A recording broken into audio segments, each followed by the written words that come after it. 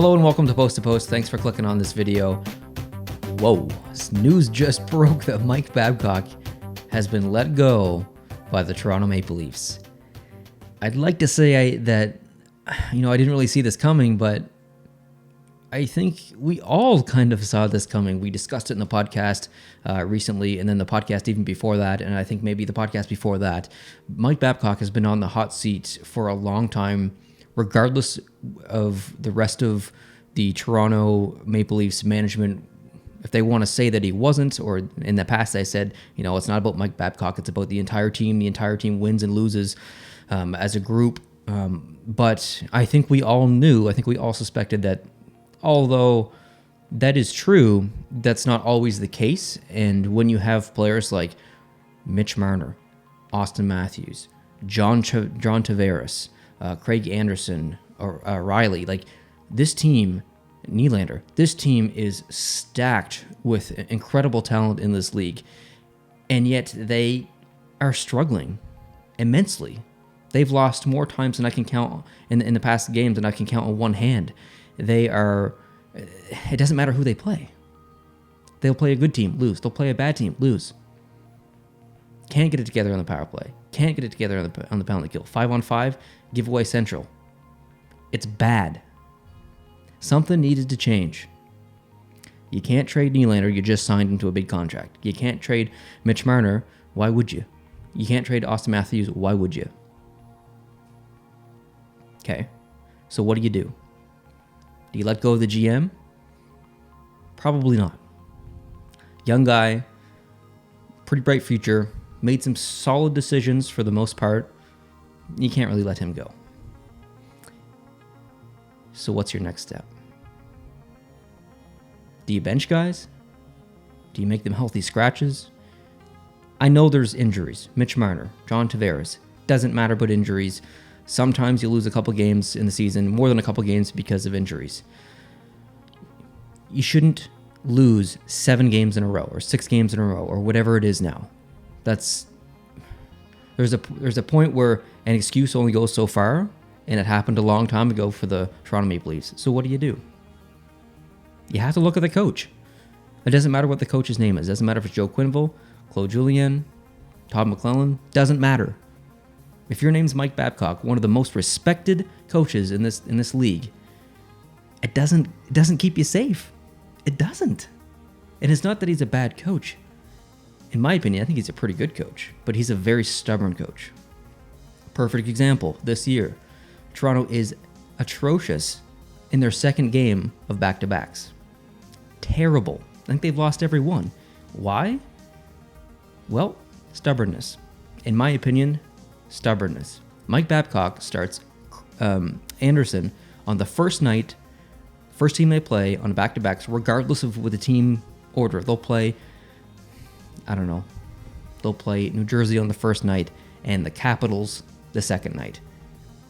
Logic dictates that you probably play your better goalie against the better team, which would be the Washington Capitals. No offense, New Jersey. What does Babcock do? Always plays Anderson on the first night, plays his backup on the second night. They lose. The team doesn't even play like they did the first night, lose on the second night, and then, guess it was the backup goalie's fault. Better put him on waivers, better trade him, do whatever. I don't get it. I think the definition of insanity is continuing to do the exact same thing and expecting a different result. And Mike Babcock was going a little insane this year, expecting a different result from doing the exact same thing, and he wasn't getting it. So what do? You do what you did today, Toronto. You let go of Mike Babcock. Was it a tough decision? Absolutely. Do I agree with it? Absolutely.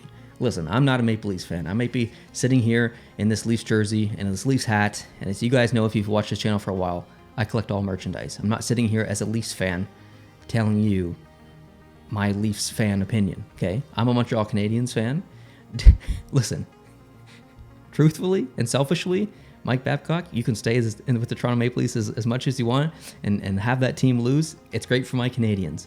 However, as an objective hockey fan, Mike Babcock had to go because the Leafs needed to progress. They need to thrive, and they are not thriving right now. They have players that need to step up, but I don't put the fault on them. They're young. Mitch Marner is injured. Austin Matthews is young. They are still producing at a reasonable pace. Are they struggling at times? Absolutely. But can you blame them? In my opinion, no, you can't. Mike Babcock has been on the hot seat, I would say the majority of the year, not just from the seasons. Like, he isn't on the hot seat just from this season. He's been on the hot seat from last season and the last two playoffs. First round exits. I know they faced a tough team both years. Extremely strong team. But you can only use excuses for so long. If Toronto keeps Babcock until Christmas, until Easter, and lets him go, what's that going to do? We're 23 games into the season so far. You make a move now. Toronto's still in contention, well in contention for the playoffs. I believe they're only 6 points out, maybe, or 6 points out of third in the division, and I think 3 points out in a wild card spot or something like that. They don't have a lot of games in hand. In fact, they've played more games than I think any other team around them. But that can be evened out. A good stretch of, 4-game winning streak, 5-game winning streak a couple weeks from now. The field is evened out at that point. So you let go of the coach now, give your team a chance to just kind of revitalize and grow again and get used to the new face who's going to be Sheldon Keefe. Already part of their organization, a successful coach, a very respected coach. Bring him in, let him see what he can do with the rest of the year with the Toronto Maple Leafs. The lineup has not changed. Should it? Maybe. I'm not talking about sending out a big name, but you have players like Tyson Barrie, who's been on the chopping block, at least in the rumor perspective, for a little bit now, a couple of weeks. Last night, he was not great at all. He had an egregious play, which is unforgivable. But there are a couple names on Toronto that I think are floating around out there that might move, but now with the coaching change, it gives those players a reset. It gives the superstars a reset. It gives everyone a reset. The goalies, things have changed now. Let's change the mentality in the dressing room. Let's change the mentality on the bench and see what we can do. If things remain the same, then you have the GM to blame or you have the players to blame. I'm assuming you're going to go to the players and you're going to see names like Tyson Barrie move out and possible trades to try and fix things. If things don't fix at that point, then you're really far up that creek that starts with an S, if you know what I'm saying. So am I surprised? Like I said, no, I'm not surprised. I think this needed done. We discussed it in the podcast. It doesn't really matter what I think. I'm not a Leafs fan. If you're not a Leafs fan, go find one. Go ask a Leafs fan how they feel about this move, because that's what I'm going to do. I'm going to reach out to some of my Leaf fan friends and ask them their opinion, because while I watch a lot of hockey, I don't watch a lot of the Maple Leafs hockey. I watch an average amount of Maple Leafs hockey. I catch every second or third game. I watch all the highlights. But Leafs fans, realistically, they watch every game, right? So don't listen to me, in my opinion. I'm a nobody.